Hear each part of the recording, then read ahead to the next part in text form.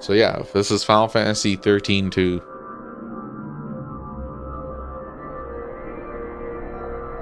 The story takes a totally different direction, different tone, everything.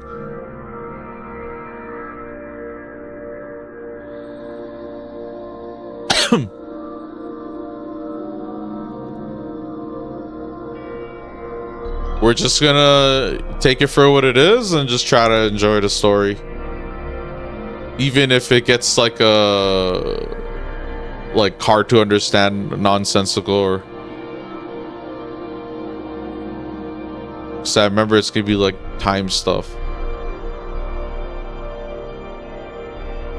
There's still stuff I don't recall, like I don't remember the answers to for Final Fantasy 13. You can read the data logs to kind of fill in the gaps, but I just opted not to do that. That's what I meant when I said I didn't want to like deep dive into this game's story and lore.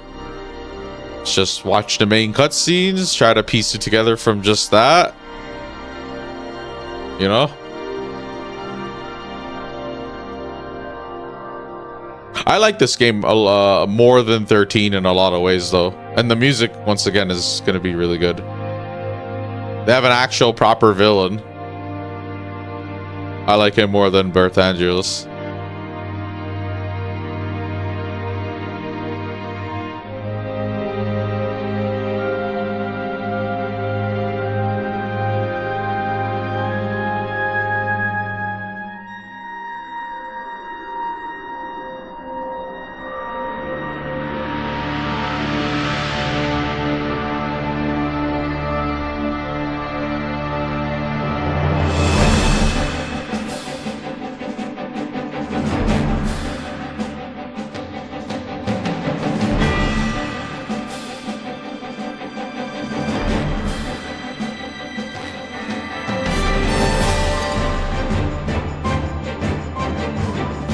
Look at this. Lightning's all of a sudden wearing like armor, like she was isekai to a different RPG.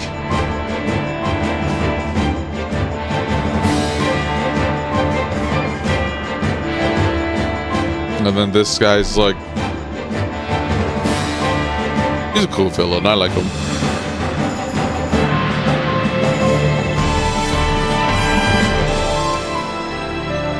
If you just play 13 and watch this, you're like, wait, how do we get to this point?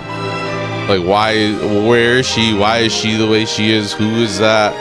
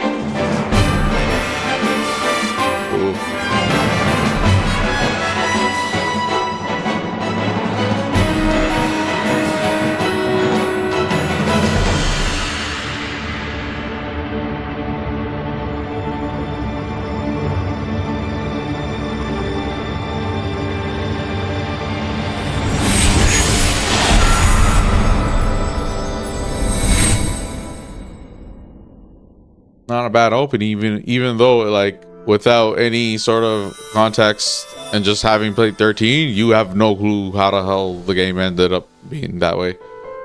But then like honestly, what they did with the overarching story is like,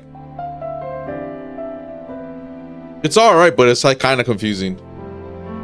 That makes sense. And then not everyone played all the way to the end, so it's not like, you know, a lot of people didn't play Lightning Returns. Even I didn't. I skipped it. It's like the first Final Fantasy game I skipped. But we did end up going back and playing it. So yeah, we have similar settings. We're gonna be using the keyboard. Do, do, do, do, do, do. Do.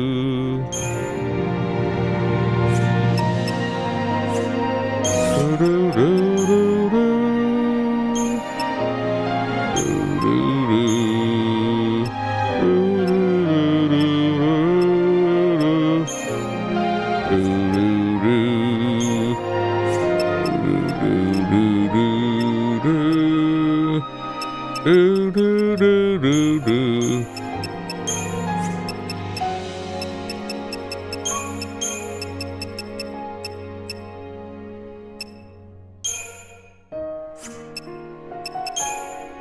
Normal. Yeah. Yeah, fixed to north, fixed to north. Okay, keyboard. Similar thing. Okay, so open menu, activate commands is E. Area map is X.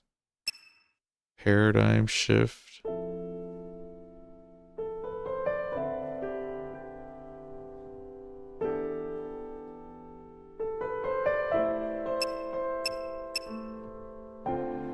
Oh no, this is confusing. I don't know. It's hard for me to like figure out how to map it. I'll try to keep it similar to the controls I was used to.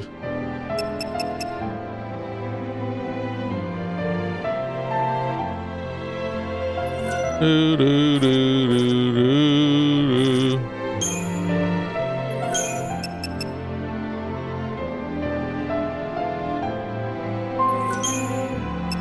Do, do, do, do, do.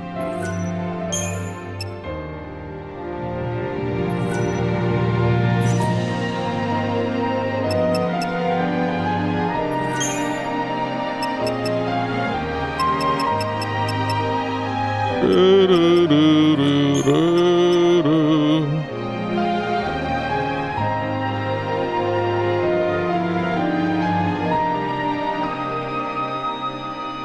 Okay, I'll just go with that.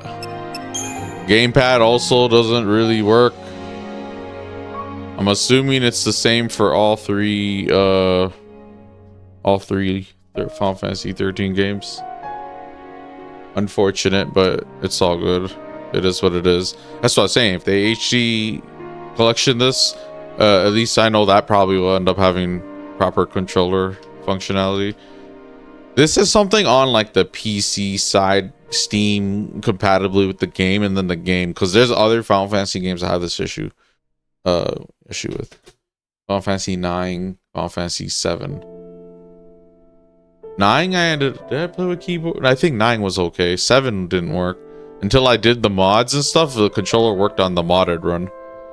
But that's the community doing proper controller support.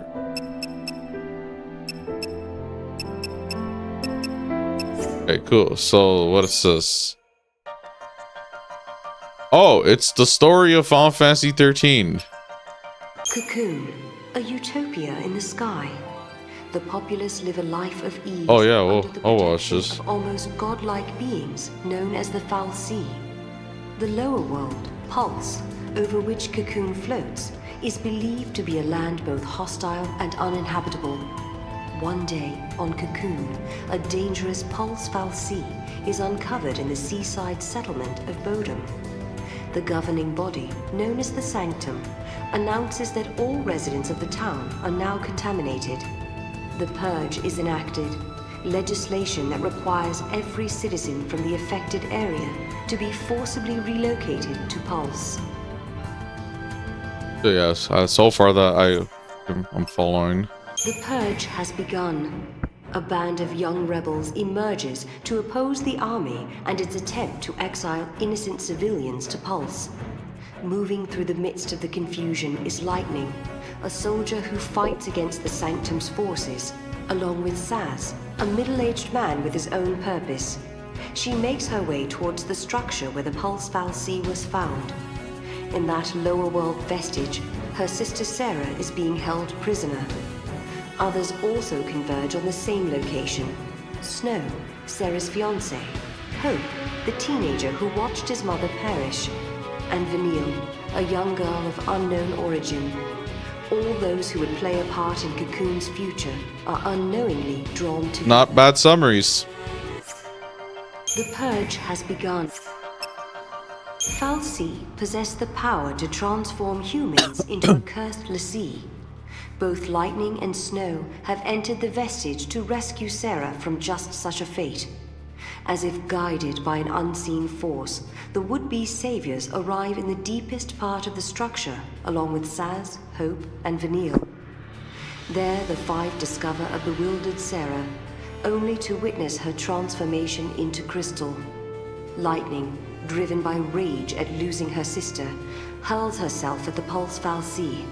She is joined in the battle by a determined Saz, who has his own reasons for wanting the Fal'Cie destroyed.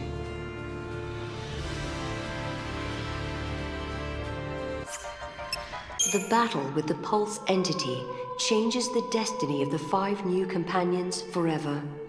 They have become l'Cie, cursed servants of the Fal'Cie. All Right, l'Cie are given Anima? a focus. Those who complete this focus are turned into crystal. Those who fail, however, are doomed to become mindless monsters. Their master is an enemy of Cocoon. Are they now fated to destroy their own home? As the others sink into depression, only Snow retains a positive outlook. He believes that Sarah's last wish, for them to protect Cocoon, is their true focus. Snow stays behind to protect her crystal, while Lightning and the rest attempt to break through the army's rapidly closing net.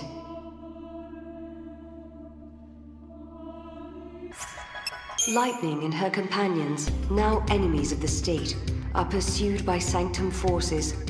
The former soldier makes a decision. Rather than be hunted down, she vows to take the fight to Cocoon's capital and slay the Fal'Cie in charge of the government. The young boy Hope, drawn by Lightning's strength, chooses to follow her. Saz and Vanille choose another route and flee through the Vile Peaks. Meanwhile, Snow is captured by an army unit under the guidance of a mysterious woman known as Fang. These soldiers are members of the Cavalry, a group that professes to be an ally of l'Cie.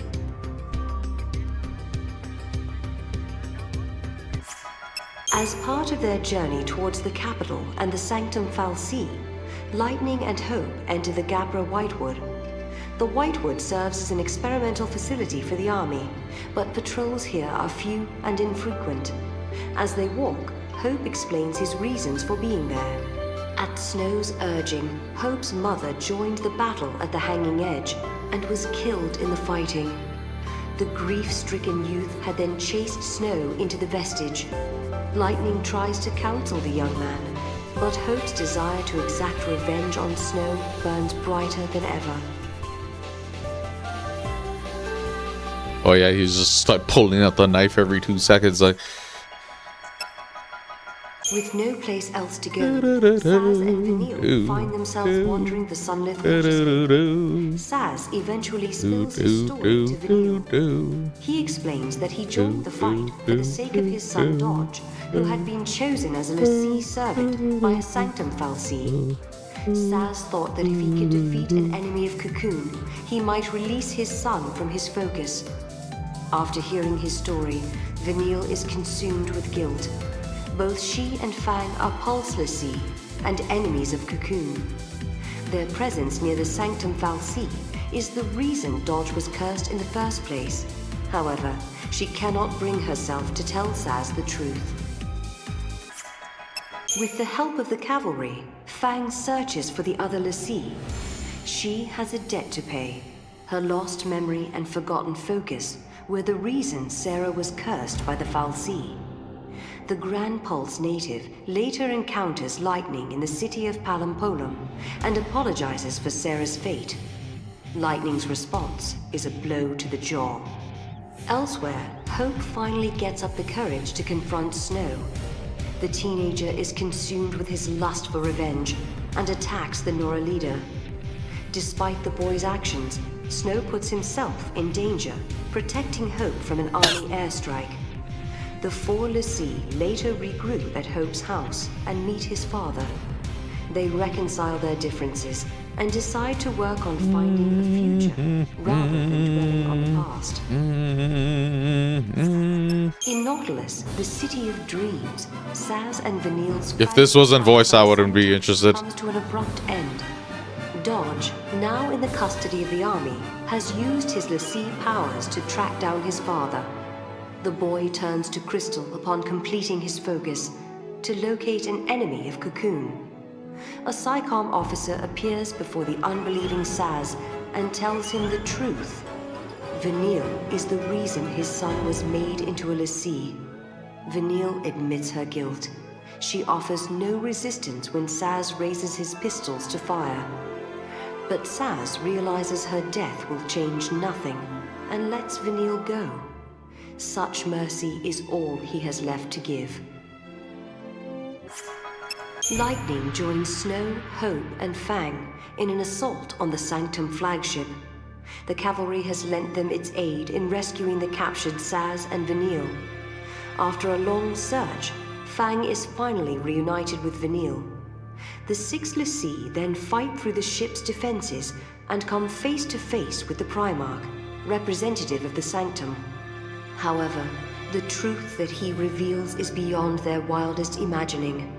The Primarch, who they thought to be human, is actually a powerful fal'Cie by the name of Barthandelus. The fal'Cie also shocks them with the knowledge that their focus is, in fact, the destruction of Cocoon. Barthandelus guides the l'Cie to a vestige hidden beneath the capital, where other truths await them. Companions encounter Sid Raines, the commander of the cavalry, in the bowels of the monster-infested Fifth Ark. He explains that should they complete their focus and destroy Cocoon, then countless lives will be lost. This sacrifice is necessary to draw a deity Maker back into the world. Mass sacrifice to bring back God. Himself as a l'Cie of Barthandelus. The soldiers of the cavalry had been mere puppets of the fal'Cie. Now, however, the commander is acting under his own human will. To prevent Cocoon's destruction, he attacks Lightning and her friends. Although he is ultimately defeated, Rain still turns to Crystal. He shows them how the fate of a l'Cie can be overcome.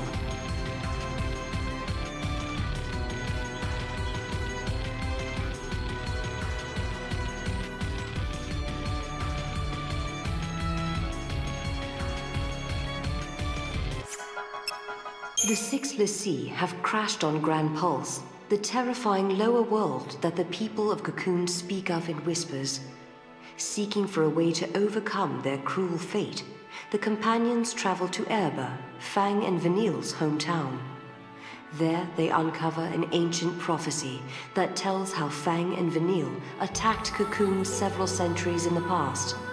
It also speaks of how they entered into crystal stasis and later awoke, once again driven to destroy the floating shell. All their actions recorded and prophesized, but no mention of how to avert the catastrophe. But if they refuse to fight, then Cocoon will fall. Readying themselves for the conflict to come, the l'Cie head for Cocoon's capital once more. Chaos rules in the capital city of Eden. Raines, though he wishes for the independence of mankind, is a helpless tool of the fal'Cie, and the soldiers of the cavalry who trusted him have now risen in revolt. They mean to slay Orphan, the fal'Cie that lies at the center of Eden, unaware that its death would mean the destruction of Cocoon. To prevent this cruel catastrophe, Lightning and her fellow l'Cie battle through the streets in pursuit of the vengeful soldiers. They finally catch up with the cavalry, only to see them transformed into hideous seeds. Only one thing remains to be done. The l'Cie must face Barthandelus, the mastermind behind all that has transpired.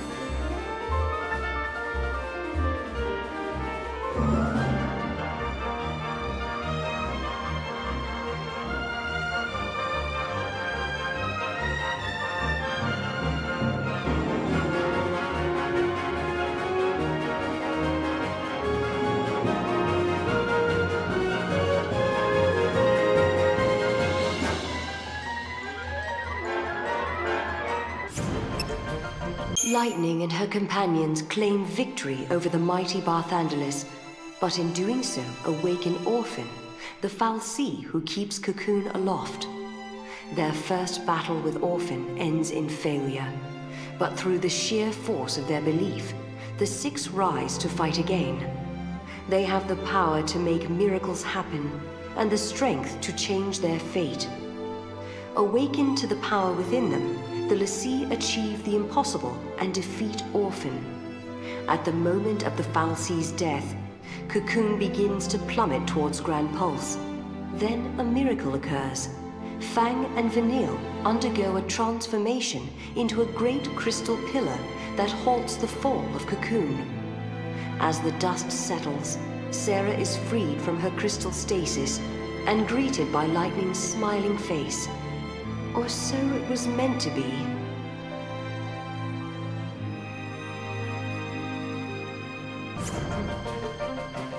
Lightning and her Okay, so that was the story in a nutshell of Final Fantasy 13.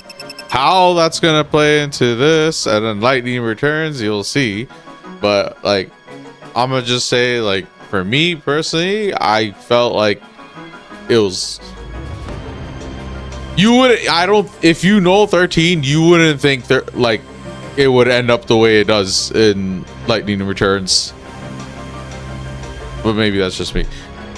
It's interesting though. But yeah, we'll get to Final Fantasy 13. That's what that was. I was wondering what that option was. I thought it was like some DLC thing. So yeah, we have a save, but we need to be mindful. Oh, we only have one slot too. So yeah, we're gonna just do a different slot and then, you know, my shenanigans. Try to get through this game.